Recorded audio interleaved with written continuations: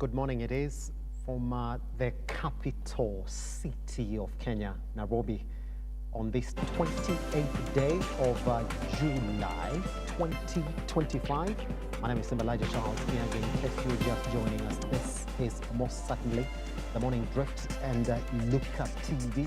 It's quite cold in the city, and I'll be telling you that some of the reports that I'm receiving this morning is that in Limuru, they woke up at +7 degrees Celsius this morning. That is as close as it can get to a negative. Oof, really, really cold. Make sure that you dress warm this morning as you go by your day. But the Met Department is also saying that, well, the cold that you're expecting is not really anything that's going to lead into rains, saying that we do expect that this dry period is going to now continue in majority parts of the country. So just make sure that when you wake up in the morning, you have to be really very warm to avoid getting sick, as they say. Good. A lot that is happening this morning. I'm just going to take you quickly to what you're waking up to this morning in your dailies. And I would like to begin with the standard this morning before we get into our main conversation. The topic, the headline that you're going to wake up to this morning is a 4-day ordeal. I'll take you through what it's talking about here, that the man who abducted activist Mwagodi in Tanzania wanted to know why he was causing trouble in Kenya. They blindfolded, handcuffed, and drove him to a scene of torture. They stomped on his head and jabbed him with their syringes. After the abuse, they dumped him across the border into the hands of another ruthless crew on the Kenyan side. Meanwhile, a Kenyan scholar in the US petitioned the UN to stop President Ruto from addressing the General Assembly in September, citing his worsening human rights record. That's the major story right there on the standard pictures right there of activist Mobili seen lying there on the hospital bed. And this is what Mobili said, that I want to tell our President Ruto that the height of the 2022 general election, Mobili went around Sagala in Voi on a motorbike campaigning for you. Spare his life. This is the story right there that you're going to wake up to on the standard. Okay, let's see exactly what the Daily Nation has for you this morning, and this is exactly what you're going to wake up to. On the Daily Nation, it's talking about how police killings cover up. It's talking about how court proceedings on police killings during the recent protests are exposing attempts to conceal incriminating evidence in a pattern that has played out in past trials. A judge once rebuked the blue code of silence, referring to a conspiracy within the police service to shield rogue colleagues. That story has been covered on page 4 and 5. Also here, it's talking about how Ruto allies now plot Mount Kenya comeback. It's a game plan. Now, President's loyalists held meetings at hotels in 3 counties on Saturday to refine a strategy to counter former Deputy President Rigathi Gachagwa's influence in the Mount region. At the strategy from cease engaging Gachagua on political rhetoric, all the way to stop hurling insults at rivals. That's their strategy in that meeting. Also, top story is also here. It's the same story that we've spoken here on a missing activist who was tortured by his captors. Read that story on page 2. And right here, another story you're going to wake up to is on a big win for former NHI staff as court settles pay dispute. We're going to read that story on page 3. And police goons clash with opposition leaders. Also that story, you're going to read it on page 7. That's exactly what it is that you're waking up to. Majority of these stories, by the way, are covered also on our digital platforms and Look Up TV across all of them. So talk to us, we'll talk back to you. Now, on to our main discussion this morning. I want to make a proper introduction like this, and I'm going to make 2 introductions this morning so you get exactly where it is that we're coming from. And we're going to start that conversation on a broader base before we jump into what it is that is happening at the Nairobi County governments. Now, across Kenya, monthly payslips are a lifeline not just for salaries, but for medical cover, SACCO loans, pensions, and educational funds. Yet behind the figures lies a growing concern about how deductions are being made but not remitted. It's a silent financial crisis affecting thousands of workers. Nowhere is this more evident than in Nairobi County, where months of non-remittance have left employees unable to access basic service and SACCOs on the blink. This morning, we dig into the heart of this problem, what it means for workers, why it's happening, and what needs to be done to fix it. Now, before then, I introduce the gentleman who's joining us into the studio so we can talk about this particular discussion. Let me just read that communique they made in the course of last week, so we get exactly where it is they're coming from. And this is coming from the County Government Workers Union Kenya. And this is what they said. I'll read one paragraph here so that we jump into that communication this morning. The Nairobi County government is presiding over a silent crisis affecting its workforce, a crisis over non-remittance of third-party deductions from staff payslips. The unlawful practice has resulted in mental distress, financial ruin, and even a death among employees. I continue that despite the control of budget COB approving gross salaries, City Hall only remits net salaries and does so late, typically around the 20th of the following month. This exposes workers to penalties, interest charges from banks, leading to inability to honor loan obligations and standing orders. According to the County Government Workers Union Kenya, this is the situation that is on the ground, and that makes the back end of our conversation this morning. And because of that, then, that's why we have one, Festus Ngari, who is the Secretary Staff Branch, County Government Workers Union Kenya. Mr. Ngari, how are you doing, sir? Quite well, thank you. Happy to have you around. It's my pleasure to be around. Let's open then into this particular discussion. And I'd like to start from a broader base before we jump into the state that is at Nairobi County itself. Let me begin from when the SACCO, your SACCO, was started, and some of the achievements or progress you've seen as a SACCO itself. Thank you very much. Our SACCO, as workers of the Nairobi City County Government, is called Nairobi City County Savings and Credit SACCO.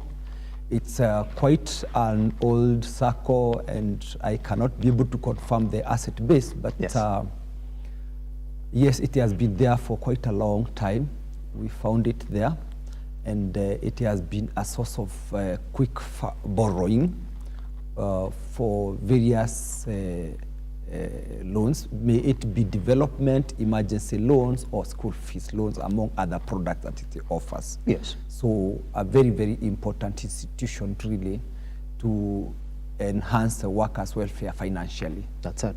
Yeah. Pretty much. Now, for anybody who's listening to you, before we get to see exactly what it is that you're talking about in this communique, I mean, when you look at why SACCOs were established in Kenya, let's begin from there. What would be the main reason as why SACCOs were begun in Kenya? Especially those ones that are talking about the workers who are employed by the government. SACCOs were established many years ago through various registrations, Act of Parliament, currently under regulation number 14 of yes, 2008. Yes. And the main reason for establishment of SACCOs is really to bring a pool of funds together to be able to benefit the members. Yes. Because there is a savings on a regular basis. This is on monthly basis, where the payslip, you do check of system, many of you pull these funds together, and then there's a management board that now allows you to be able to borrow according to your power of savings. Yes. The more you save, the more you borrow. Yes. And then you can do that regularly, either for development or for other issues that may may arise. May it be what I'm talking about, school fees, may it what I'm calling about emergencies that may occur. Yes. For instance, since time immemorial, whether the salary is there or not there, you are able to make an application form whereby the SACCO sends the school fees directly to school. And then it is left between you, the saver, and the SACCO to be able now to recover the money over a period of 1 year or 12 months for that case. Yes. When the next financial year comes or the school year comes, you are also able now to top up again and ensure that there is no interruption in the schooling of the child. When you want to build a home and you have saved enough, you are able to borrow according to the level of your savings to be able to acquire property and develop the same property, courtesy of the SACCO. Yes. As other times something happens, like tragic things can happen in a family, and you want some little money to get yourself out of that mess quickly. There is a special package that you can apply for, and the SACCO will give you that money, and you will use that money to get out of the mess. Yes. It also has a package for what we call benevolent. Sometimes a death, God forbid, can occur in a family, and you can be able to access a benevolent fund. Yes. That is also run by the same SACCO, and you can be able to do the necessary rituals or activities that happen when there is a death in a family, or transition for that matter. So there are no better words that can describe the importance of having a SACCO that is well financed and that is well running. Does it? They are very, very important. Pretty much. It's interesting that we're sitting here now talking about some of the rights of the workers that find themselves within a SACCO. Is that how SACCOs have sort of moved over time since they were created, to the point that now even some of the SACCOs are now talking about the rights of the workers? Basically, the SACCOs will not talk about the rights of the workers, but they will really talk about the welfare, the financial welfare of the workers. Yes. And it is a union whose members are savers in SACCOs that has to come in. It is our mandate as a trade union, yes, to ensure that the core mandate that is for that created the SACCOs, the objectives are met through the support on this other side, whereby if the management, in this case, if the county government is not remitting the amount so deducted from our payslips to the SACCOs and done in the right time, it is our right and it is within our mandate to come and negotiate and dialogue with the employers to ensure that this money goes to the right place, so that our SACCOs are not being strangled financially to be unable to further their mandate. Yes. Is that the upgrade that we've seen since the SACCO movement was started in this country, that they are now so much aligned to the union, that you need people who belong to a union to also belong within the SACCO so that you can operate effectively, sort of apply pressure where it's needed? You are right in one way, but yes, historically it is the trade unions that came up with the ideas of forming SACCOs for their members. That's it. The trade union fights for improved terms and condition of services, but in the process, welfare in terms of finances becomes also a very crucial aspect. Therefore, the trade unions moved their members to construct or to build SACCOs. The SACCOs now are managed under different law as opposed to the law that regulates the trade union. Yes. And that is where now a body called SASRA becomes a regulator under the Cooperative Act.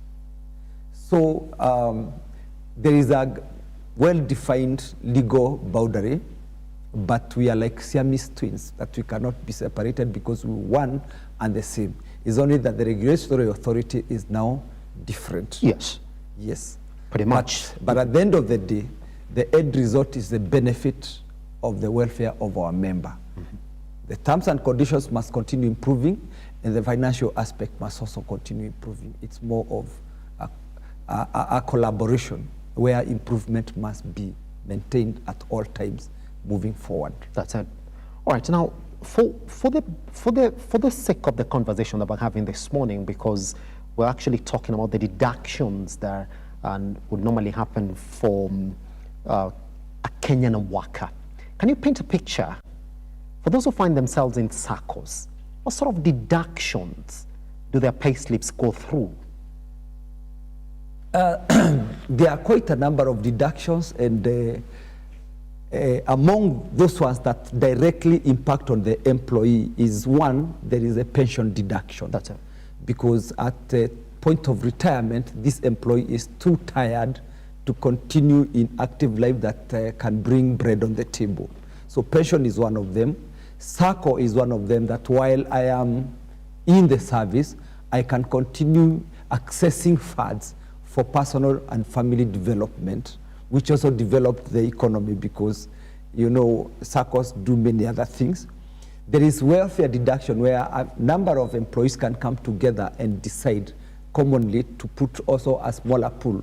Not the idea is similar to the SACCO, but not necessary, because they'll have their different objectives, and these are the welfare that are registered under the Social Services Ministry. Yes. The other one that affects the employee directly is the SHA. Previously it was NHIF, currently we are having SHA. And this one is particularly because of the health insurance of the employees. It also impacts on the employee directly. And the last one is the NSSF, which is also part of pension. It's only that it's more of a provident scheme of saving, but similarly it is good, it's as good as a pension. There are other deductions that do not impact on the employee directly, but it is government to government, and this is one introduced last year, was the housing levy. It doesn't affect the employee directly, and the pay as you earn, yes, also does not affect employee directly in terms of the funds collected, because these are funds that are collected by the government, put in the consolidated fund to run specific programs of the government. For housing levy, me and you, we know what it does. For pay as you earn, it is the one that finances so many other activities that the government does to its own citizens. Yes. Among those ones, I've just highlighted a few. There could be others, because employees can also have check-off systems for paying loans. There is, for those who went through the university loans, there is the higher education loans that can be deducted. And for other employees who are in various categories of employment, you might find the tourism fund levy. There are quite a number of other things that are possible and possibly can be found in a payslip. That's it. Yes, but I've just highlighted the 6 or 7 that are key, yes, and are cut across the board for all the people who hold a payslip. That's it. Yeah. So when we look at the legal frameworks that govern remittance of third-party deductions from public salaries in Kenya, are they known, or it's when the framework is still developing? And when we talk about third-party deductions, could you paint a picture for any other person who doesn't understand what this is? Third-party deduction are exactly what I've just explained. Yes. Those are the deductions that you'll find in the payslip. Pretty much. In terms of the legal framework, all the deduction under the employment laws are very well clearly defined. That's it. Including the ones that I might want to inform my employer to deduct and remit to another third-party person. It is also defined in the law. Now, what happens is that salaries are payable under the law at the 30th day of the month. Yes. If it's February 28th, then it can be 28th. If it is other months that have that 1 day, still 30th is the day. Yes. But we understand, out of administrative convenience, that may not happen. But if it doesn't happen, then it is the role of the employer under the law to explain to the employees that your salary will be delayed, but in which case we do not expect it to be delayed beyond 5th. That's it. Between me and you, we know that... That is by law. That is by law. 5th should be the latest time that an employer remits a salary. Does it apply to even private entities? It applies across the board because labor laws cut Yes. across. That's it. Under the Ministry of Labor, Yes. currently. That's The Cabinet Secretary in charge of Labor, through the Commission of Labor, should be able to enforce that for both the public service and the private employees. Why does it happen like that? Those who are before us, they found in their own wisdom that every person must do planning. Every employer as well does planning. That is why a balance sheet is divided into 12 months, which makes a financial year. The government uses budgets as a tool of control. And the budget also comes with estimates, both the most probable and the worst case scenario, in which the managers of finance now are supposed to make the management of finances from the budget so that every month it is known this is what will be spent in terms of payroll emoluments and employee benefits. For you to be able to help your employee, you do not keep their money because they also have their own financial obligations that they need to meet with their family and the society at large.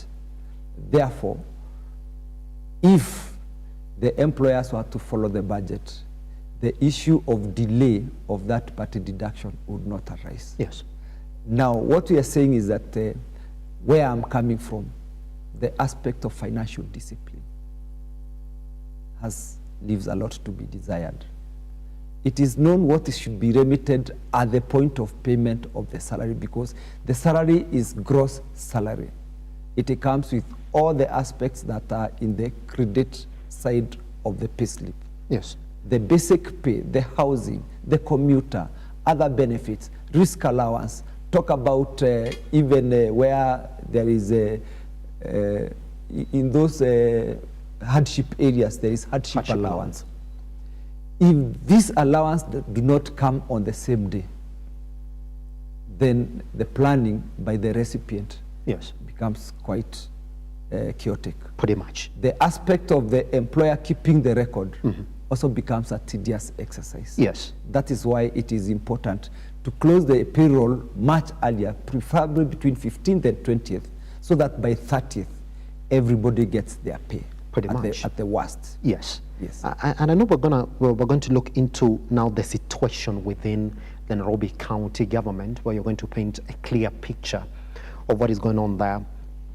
But just to end this broad conversation so that we know how parties are sort of attached to this situation for third-party remittances, who's responsible for making sure that these remittances are done?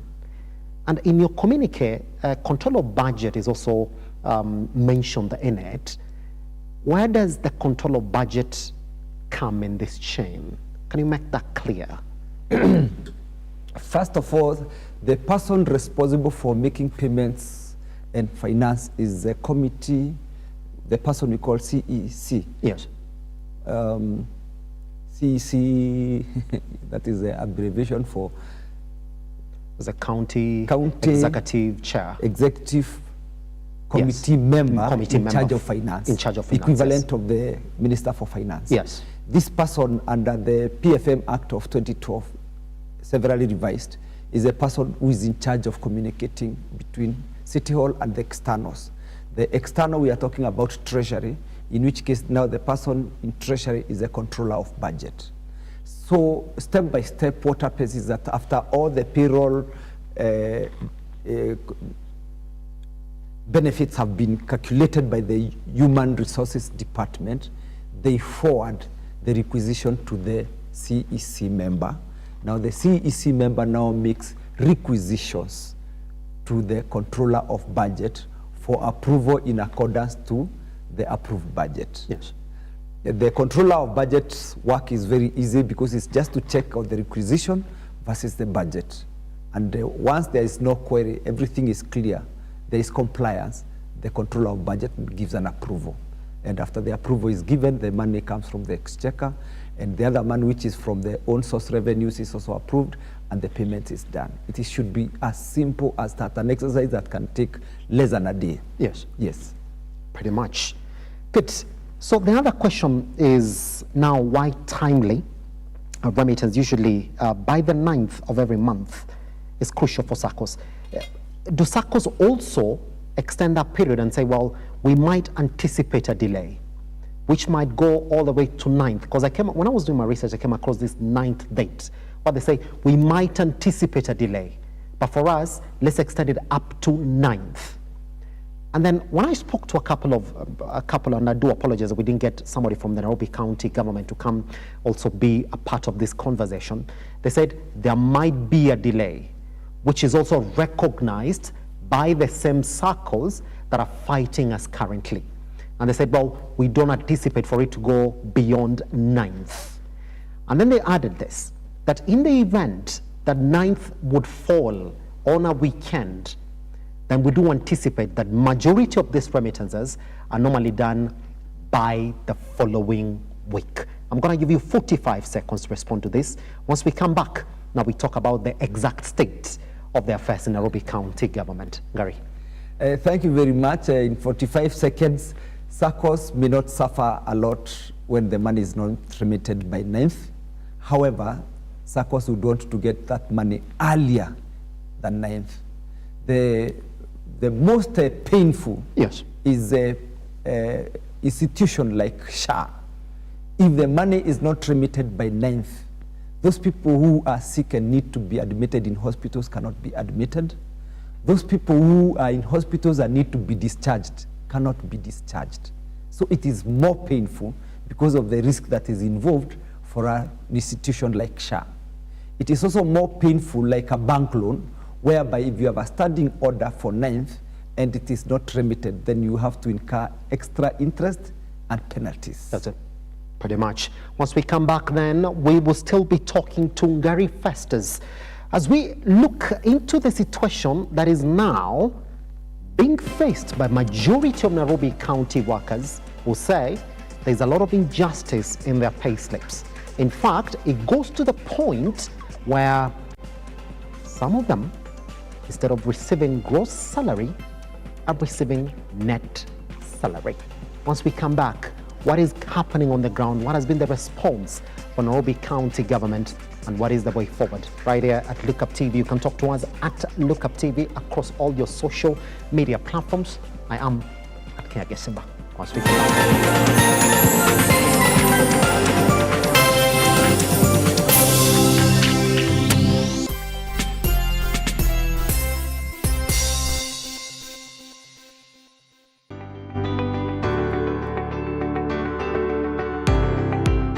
Taarifa zinapochipuka na kutufikia papa hapa kwenye makao makuu ya chumba cha habari cha runinga ya Lookup, kwenye taifa, kwenye serikali, kwenye bunge, tunajitosa hadi kwenye sauti ya wenyeji ili kupata tu maoni ya wenyeji kuhusu masuala haya yanayochipuka. Maana hii kitu inaenda kuumiza Mkenya kwa tax. Hakuna kitu tunafurahia. Nothing. Absolutely nothing. Sisi tunaumia, si ati tunaumia ile ya kiukweli. Juu maisha ni ngumu. Na bila shaka tunapata maoni yao ili sauti yao ipate kusikika. Na watasema hili, waseme lile, watasema hiki na waseme kile, almuradi sauti yao ipate taa. Mambo ya mafuta tena imekuwa ni changamoto zaidi kwa kila mtu wa bodaboda. Uchumi ikikuwa stable, tunaamini mambo itakuwa sawa sawa. Kwanza alikuwa na ria wasi wa boda, mama mboga nini. Hawa sasa ndio wamefinywa zaidi mazuri.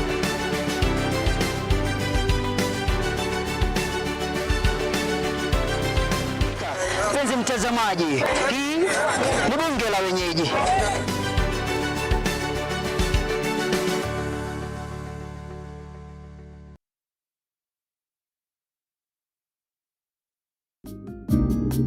people are there to belittle you. When people are questioning you, if you don't move fast, of course, yes, you lose it, but then it's not us to push you. But you do not know the God who has been molding me, what has he been doing to me? The deep and mature conversations of empowerment for you with a curious mind and an appetite for oriented conversations. I concur with what you're saying. You plan your finances, you can easily live without a debt. An engaging safe space of free expression and truthfulness with an upheld vibrance, motivation and happiness. So many children who are there, they are not living their dreams. Join us for deep conversations with Zipporah Gashushe every Saturday from 8 p.m. The Deeper Conversations on Look Up TV.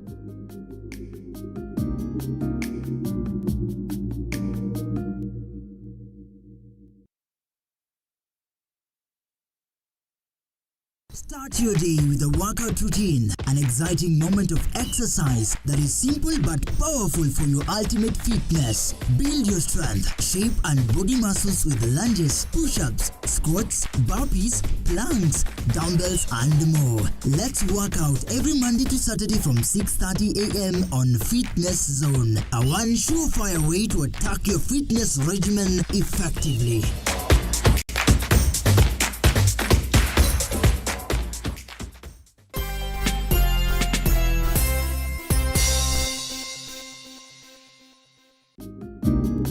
People are there to belittle you. When people are questioning you, if you don't move fast, of course, yes, you lose it, but then it's not us to push you. But you do not know the God who has been molding me, what has he been doing to me? The deep and mature conversations of empowerment for you with a curious mind and an appetite for oriented conversations. I concur with what you're saying. You plan your finances, you can easily live without a debt. An engaging safe space of free expression and truthfulness with an upheld vibrance, motivation and happiness. So many children who are there, they are not living their dreams. Join us for deep conversations with Zipporah Gashushe every Saturday from 8 p.m. The Deeper Conversations on Look Up TV.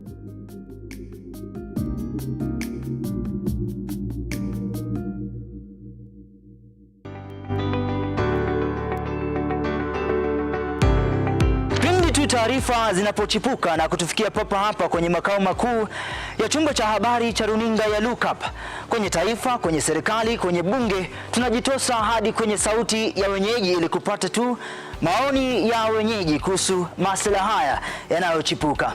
Maana hii kitu inaenda kuumiza Mkenya kwa tax. Hakuna kitu tunafurahia. Nothing. Absolutely nothing. Sisi tunaumia, si ati tunaumia ile ya kiukweli. Juu maisha ni ngumu. Na bila shaka tunapata maoni yao ili sauti yao ipate kusikika. Na watasema hili, waseme lile, watasema hiki na waseme kile, almuradi sauti yao ipate taa. Mambo ya mafuta tena imekuwa ni changamoto zaidi kwa kila mtu wa bodaboda. Uchumi ikikuwa stable, tunaamini mambo itakuwa sawa sawa. Kwanza liko na ria wa boda, mama mboga nini. Hao sasa ndio wafinywa zaidi mazi.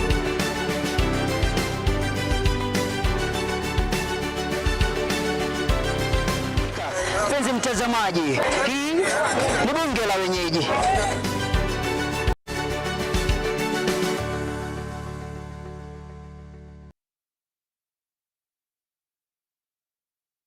Start your day with a workout routine, an exciting moment of exercise that is simple but powerful for your ultimate fitness. Build your strength, shape and body muscles with lunges, push-ups, squats, burpees, planks, dumbbells and more. Let's work out every Monday to Saturday from 6:30 a.m. on Fitness Zone, a one surefire way to attack your fitness regimen effectively.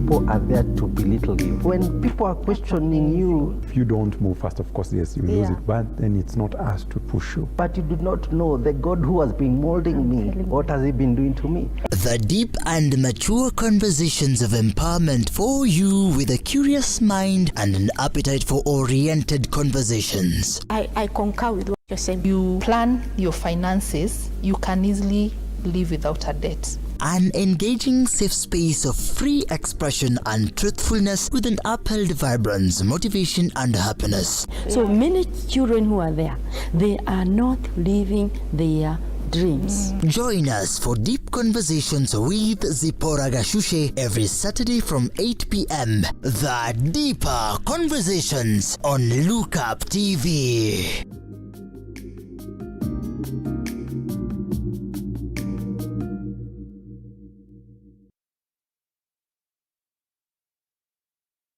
Start your day with a workout routine, an exciting moment of exercise that is simple but powerful for your ultimate fitness. Build your strength, shape and body muscles with lunges, push-ups, squats, burpees, planks, dumbbells and more. Let's work out every Monday to Saturday from 6:30 a.m. on Fitness Zone, a one surefire way to attack your fitness regimen effectively.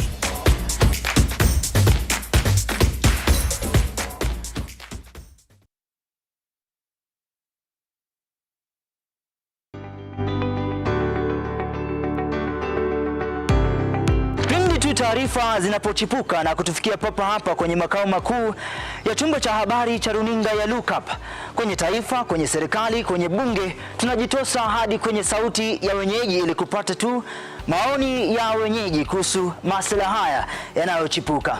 Maana hii kitu inaenda kuumiza Mkenya kwa tax. Hakuna kitu tunafurahia. Nothing. Absolutely nothing. Sisi tunaumia, si ati tunaumia ile ya kiukweli. Juu maisha ni ngumu. Na bila shaka tunapata maoni yao ili sauti yao ipate kusikika. Na watasema hili, waseme lile, watasema hiki na waseme kile, almuradi sauti yao ipate taa. Mambo ya mafuta tena imekuwa ni changamoto zaidi kwa kila mtu wa bodaboda. Uchumi ikikuwa stable, tunaamini mambo itakuwa sawa sawa. Kwanza alikuwa na ria wasi wa boda, mboga nini. Hao sasa ndio wamefinywa zaidi mazuri.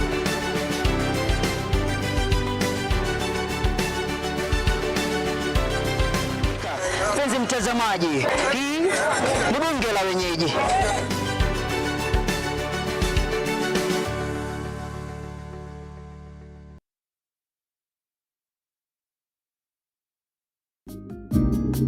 People are there to belittle you. When people are questioning you, If you don't move fast, of course, yes, you lose it, but then it's not us to push you. but you do not know the God who has been molding me, what has he been doing to me? The deep and mature conversations of empowerment for you with a curious mind and an appetite for oriented conversations. I concur with what you're saying. You plan your finances, you can easily live without a debt. An engaging safe space of free expression and truthfulness with an upheld vibrance, motivation and happiness. So many children who are there, they are not living their dreams. Join us for deep conversations with Zipporah Gashushe every Saturday from 8 p.m. The Deeper Conversations on Lookup TV.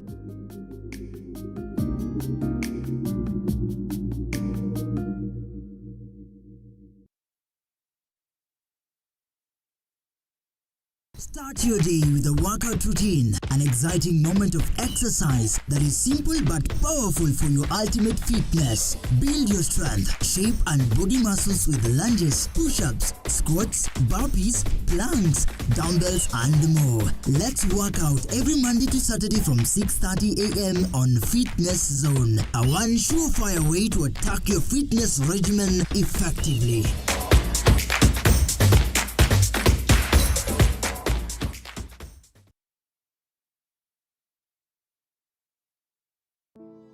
Save a Life is a non-profit organization that has taken the front line in transforming lives in the entire country.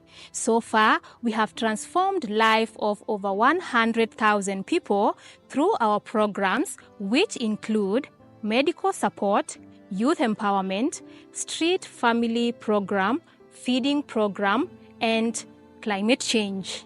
Join us today as we transform lives. As we always say, service to humanity is service to God. Save a life, transforming lives.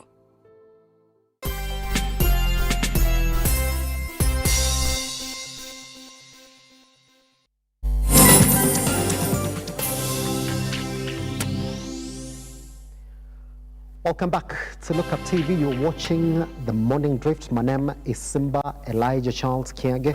We're still in conversation with the Secretary, the Staff Branch, County Government Workers Union, Kenya. And we are with Festus Ngari this morning. Now then, let's jump into that deeper conversation. And I'd like to take you back to what I started with before we went on a break, or before we started a conversation this morning, on what the Workers Union, the County Government Workers Union Kenya, is talking about. And I'll read this. They say this, that indeed, the welfare associations and SACCOs are starved of cash flow, crippling their ability to serve members. Staff are being blacklisted by CRBs, suffer pecuniary embarrassment, and many are unable to pay school fee or support their families, leading to mental health challenges. I mean, when you listen to that particular submission right there by the union, then you do know very well that on the ground, things are not looking good, that they're really bad, which therefore begs the next question. Can you give us a brief history of when this particular situation in the county government of Nairobi started, and where is it currently? Thank you very much.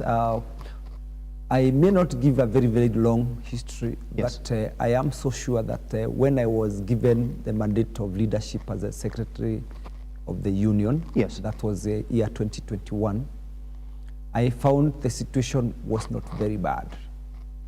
The situation actually became very bad towards the 2022 general elections, when things looked like there was no order, there was no government. Yes. And workers went for a whole month without their salaries. But immediately after the election, things were good, and we received our salaries in time. We received gross salaries, the better part of year 2023. Yes. But towards the middle of 2024, things started looking bad. And that is when we would lose a deduction here once, then the following month 2, the following month 3, and when we were approaching September 2025, we were only receiving net pay, and we would wait for several weeks to get the third-party deduction. Today we are in July 2025, and third-party deductions have not been remitted for the last 3 months. Yes. This means that using that graphical, the graph, it means that in another 6 months, third-party deduction may have accumulated to a tune of probably 8 months. By the time we go to the following year, we might be having arrears accumulated for a whole year. Yes. What it means is that those institutions will be dead. An institution is as good as its financial strength. A SACCO is as good as its financial strength. A pension scheme that does not have financial strength is not useful. Because even people are retiring on a daily basis. Every month we are having people who are exiting, and they cannot access their age-old funds, yes, money. It is a bad situation. It may not be solved by industrial action, but it may be solved by mutual understanding. Let our managers, let our governor have that human face, human heart, to understand the depth of the actions of not paying the employees what is rightfully theirs according to the law and the payslips. It's the question that somebody will pose to you, that knowing the history of strikes within the government, that this will be a very pressing issue. Why haven't we seen strikes? Why haven't we seen the union take to the streets? Why haven't the union actually go up in arms and say 3 months will be too long for you not to deliver this, knowing very well that the national government is also saying that we have no pending bills when it comes to county government. That's a promise that the national government keeps on making. Truth be told, as a union, we have been doing industrial action. Yes. Probably not in very big magnitude, probably in the magnitude of sending a message that calls for the governor to call for dialogue through his officers. And every time we have dialogue and we are given a plan of action, we tell our members to resume duty. So industrial actions have been there, but no major strike. Yes. We had one major strike sometimes back before the current governor took office. And we came up with a program of return to work formula that highlighted about 11 points that governor was supposed now to implement in bits. Yes. It is that return to work formula that I'm saying has been violated. And continued violation of the same return to work formula will cause another industrial action. We are a bit hesitant to call for an industrial action before the earlier one has been proven that it is completely unworkable. Secondly, we brought on board the conciliator who was brought in by the Minister for Labour. So we have several memorandums that are written down that we have been pursuing through dialogue. But again, I repeat, where dialogue completely fails, we'll be left with no alternative but to call the workers to withdraw the labor. Yes. In a strike. Pretty much. This morning, let's understand, even before we get to dig deep into this issue. I mean, when deductions are made lawfully, but not remitted by an employer, what do you call it? Is that theft? Is that misappropriation? Knowing very well that the relevant agencies, control of budget included, is saying that, well, our books of accounts look good. We have no debt to the county government, so they should be able to be paying their salaries in time or on time, knowing how county governments would operate sometimes, to the effect that everything that is a statutory deduction, all the way from the housing levy to NHIF to any other thing that an employer might be required to pay, is done in due time. When that doesn't happen, is that not theft, Gary Festus?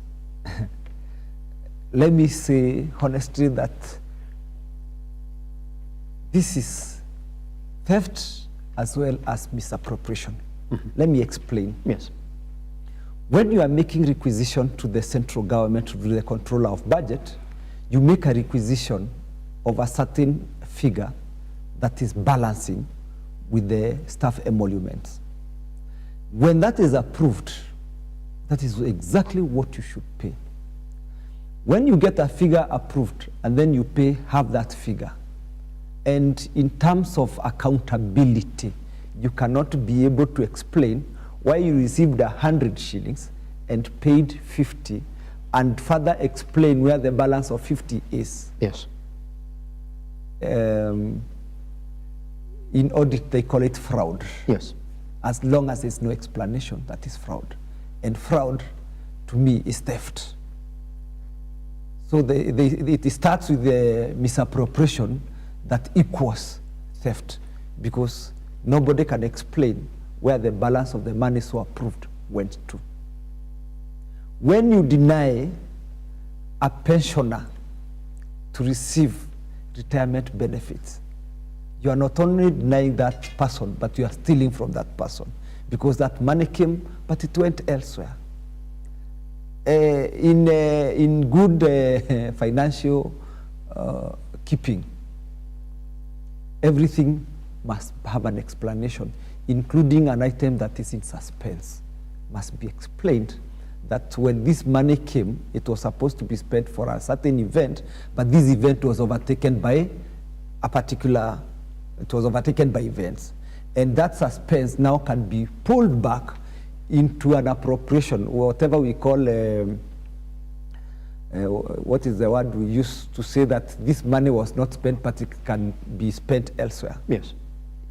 So if that one does not happen, and if that one does not go through the assembly, then absolutely something is very, very wrong. And for this particular interview, I'll prefer to call it theft. Yes. Assembly is supposed to oversight each and every coin that is received by the executive, and also confirm that every coin went to the right place. So far, we do not know the position and the status of the assembly in terms of what has been happening in finance. Yes. Have you petitioned the assembly to raise this issue?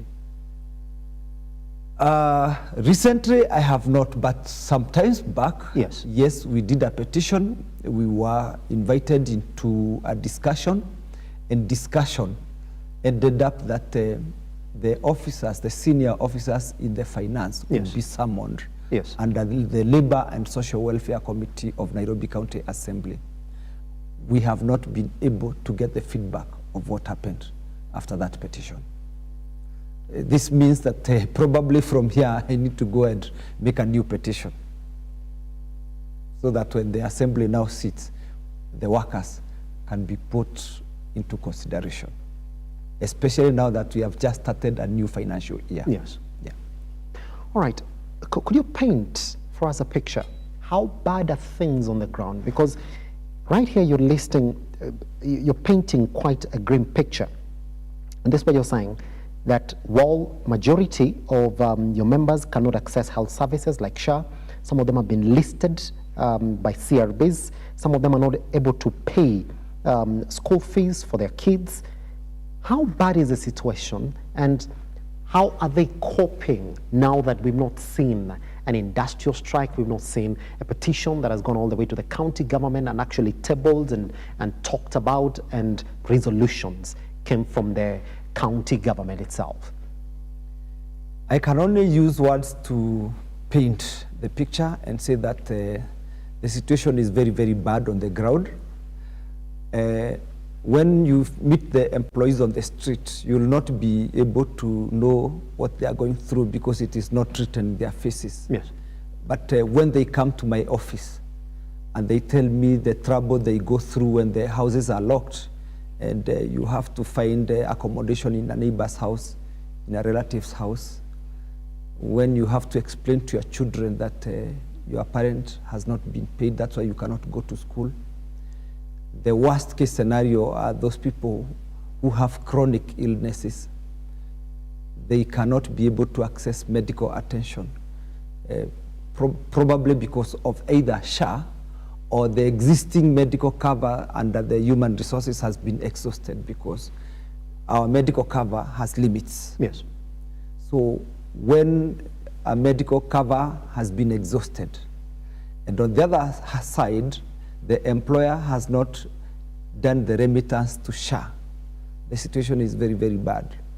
When employees have to go to some people called Shylocks, because they were, long time ago, they were listed by CRB, so they cannot access bank loans, they cannot access the SACCO, they cannot access the welfare, and there's a person called Shylock in the estate who can take your household property and give you some little money that cannot help, because Shylocks, they don't offer serious amounts of money to even be able to finance a few family obligations like bringing food on the table. The situation is very, very, very bad. Yes. When you see somebody talk to themselves in the street, it tells you now it has become a mental issue. And those kind of things now, they lead to people doing bad things. Sometimes you do bad things in your office because you're not motivated. You have to be in the office, and there is pilferage. Let me say, for example, you are in an office where you can come across a member of a taxpayer, for that matter, a citizen of Nairobi, and you start crying to that customer that you've not been paid, and that customer should help you with bus fare. Nisaidie na bus fare. Or I've not had lunch, help me with lunch. That kind of pecuniary embarrassment does not paint the city in the good picture. It does not paint our employees in good picture. Really, the situation is so bad that we need an urgent intervention. Yes. Before we look at some of the ways that you can actually use then to get this solution, and some of the ways that the county government now can come in and offer solution, let's talk about the pattern of the workers who are affected. Are we talking unilaterally all the workers of Nairobi County government, or it's a certain cadre of Nairobi County government workers who are affected, or it's not, there's no pattern? You'd find that a few are the ones who are affected. Which group of workers are we talking about here, Ngari?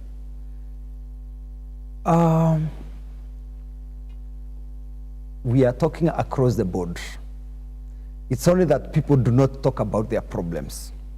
But those who come to my office and they open up, yes, I cannot say that these are particular category of employee. Yes. I have seen across the board everybody affected. I have seen a director locked in the hospital, and I have seen a messenger locked in the hospital. So we are talking about from managerial level all the way to director level, people have been affected. Maybe geographically differently. Maybe a manager was locked in a 5-tier hospital, while a messenger was locked into a hospital that is not, maybe 2-tier hospital. Yes. But they all get affected. Remember, malaria is malaria, whether it is my child, the parent, or the other person. Malaria is malaria, and the cure for malaria is the same.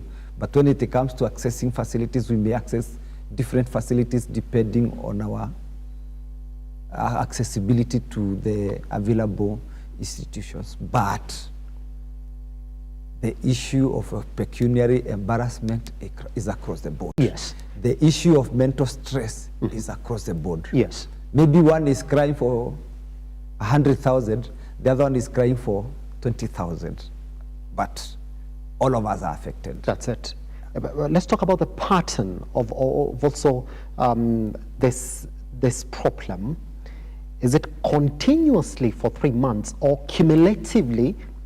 Somebody will say that cumulatively, within a certain period to a certain period, these remittances have not been made despite the deductions, or it is continuously for 3 months.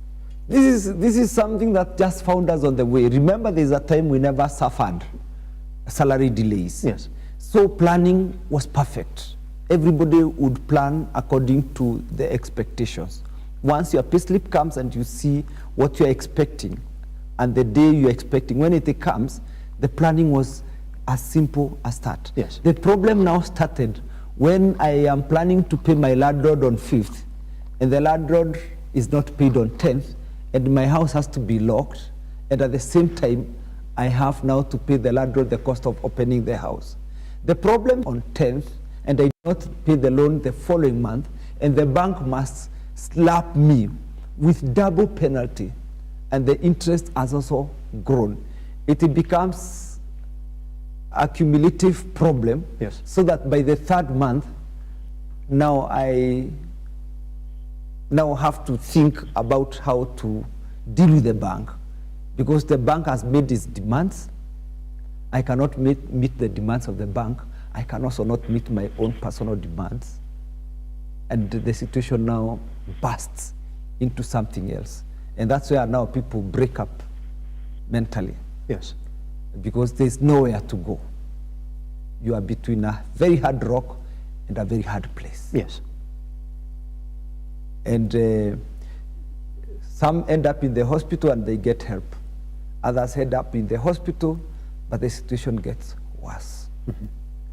And even organs start failing, and that's where chronic illnesses are starting from. Have you had reports of members within your union who've essentially gotten sick completely out of the effects of this remittance that we're talking about this morning? Yes, I know at least three. And at least I know at least one. Yes. Who completely deserted because the situation has become too much. I cannot come to work. I cannot fend for myself. So if I go to a Chang'aa den, the Mgema will be a little bit generous to give me a quick shot and kill me quick so that when I wake up, I'll get another one. So it leads now to what we call alcoholism, drug and substance abuse. Yes. And it is very costly to get these people to rehabilitation. The cost of rehabilitation is also high. I know our human resources department is working towards helping such members of staff. But again, with limited resources, we can say the human resources people can only do as much. But definitely it will get out of hand. Pretty much. We do not have a point of equilibrium. Yes. One side has more weight than the other. So the best thing is just to lift the welfare of the workers so that now they can be the brother's keeper to whatever we do when we are at the workplace. Yes. Because we work in groups, and when we are in the office, we are brothers keepers, and the level of happiness should at least come up. Yes. But this is my second last question on this conversation, and it's really targeting the union as well. I mean, the picture you paint is quite a bleak picture, that on the ground things are really bad for members of your union. Do you feel that it's taken a bit too long before this case escalates to different levels? Because I do believe you've written letters, you've petitioned the county government, and nothing has come out of it. Do you think it's taken a bit too long before you go to other levels that would push the county government to rectify this situation? As a union? As a union, yes, thank you. But the union can just do as much. And I'll take a few seconds to explain to you that the union has got various hierarchies. Yes. The first hierarchy of the union is the shop level, where the shop steward is in direct contact with the members, and they are able to solve small grievances at that particular shop level before the issue escalates to the branch level. At the branch level, I'm supposed to address the issue directly with the governor at that level. But then there is a point where we may not be able to agree, and that is why we also have a national head office of the union as our branches. But now we have the national union, which represents all the county government workers in the country. Yes.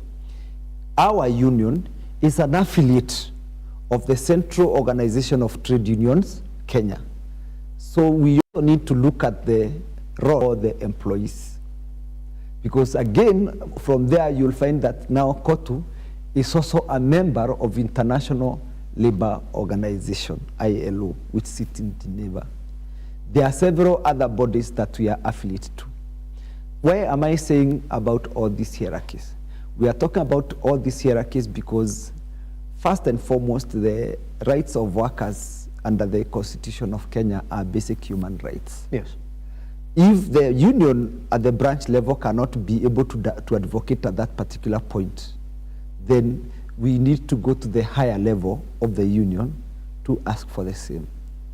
We normally celebrate the Labor Day every May of every year in this country and all over the world. Some of the things that we expect to be highlighted in that particular year, the thematic areas of Labor Day celebration, are those aspects that are affecting the labor movement nationwide. And those are the things that we are supposed to downscale downwards to the various particular unions which should also downscale now to the branch level. At the branch level, we have our own limitations. That's why I'm using so many words to say that to you it may look like it is coming too late after the problem has been there for quite some time. Yes. But it is not that the branch is not trying. Yes. The branch is trying, but we also have our limitation in terms of resources. Yes. And there is also the expectations yes. that our head office, which has substantial funding, first of all to do sensitization and advocacy. That's it.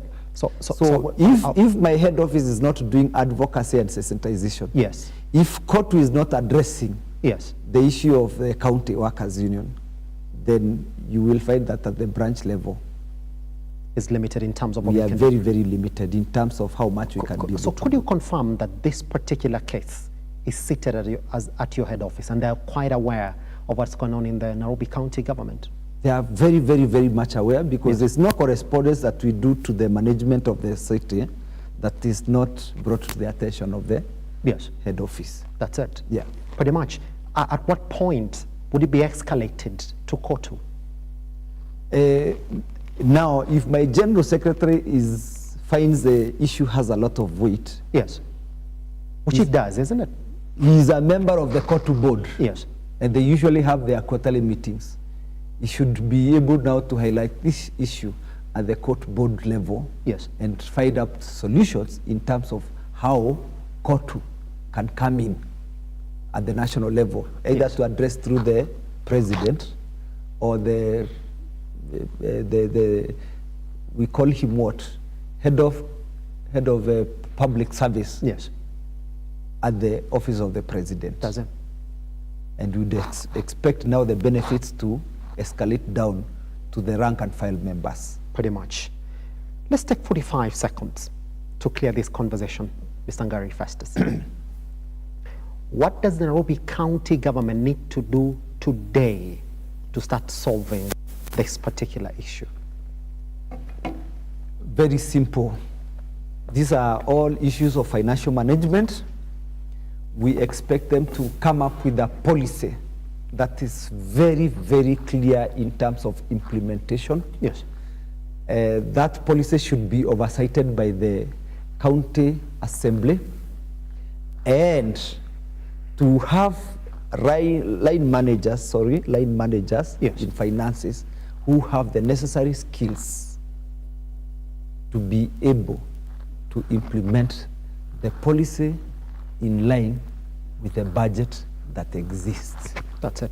Because we have a budget that is very good, but the implementation of that good budget is the one which has led us to the current mess. It's simply an issue of follow PFM Act, Public Financial Management Act, to the letter. That's it. Back it up with the oversight and a policy that is locally manufactured. Let them sit down in Naivasha, come up with a good financial policy. And then on top of that, for purposes of motivation of employees, sit down with the employees through their trade union, through their shop stewards. Motivate them through the word of mouth. Let them be productive and let them be and feel that they are part and parcel of the government and the government thinks about them. Pretty much.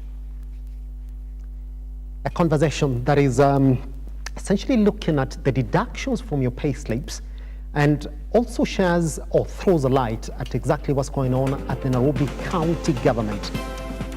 The union claiming that indeed those remittances sometimes delay up to 3 months.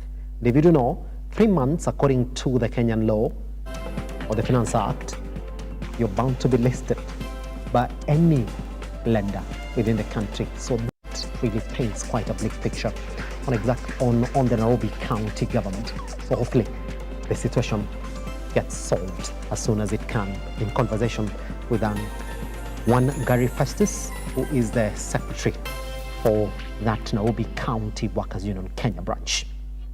That's it. My name is Simba Elijah Charles Kiage. Take him back online to the time that he joined us in the studio in the morning at Lookup TV across all your social media platforms.